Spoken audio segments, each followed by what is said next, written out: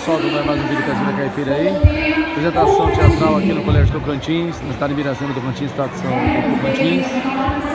As escolas aproveitam a Semana da Assunção, que é uma semana católica, e apresentam temas sobre saúde, educação, natureza. E deste ano foi sobre a devastação natural, degradação da natureza.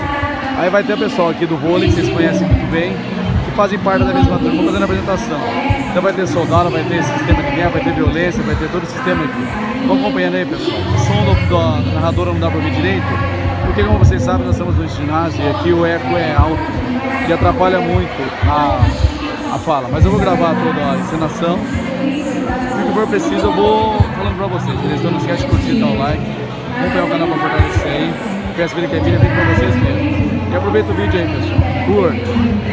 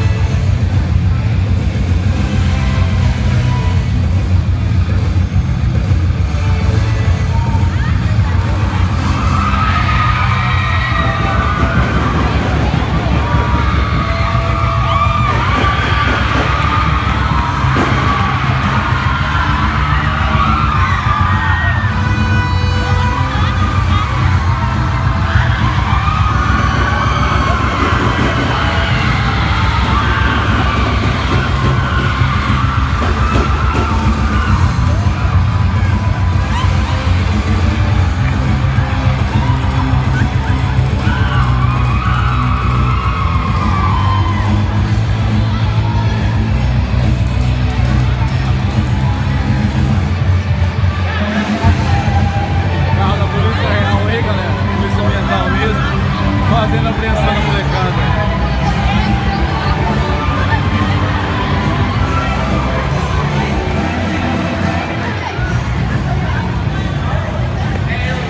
Polícia Militar do Estado do Tocantins dando uma ajuda aí nas apresentações, pessoal. Fazendo a apreensão da molecada. Ericão aí no banco de trás.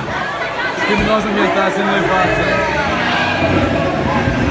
Já fizeram a apreensão dos bichinhos.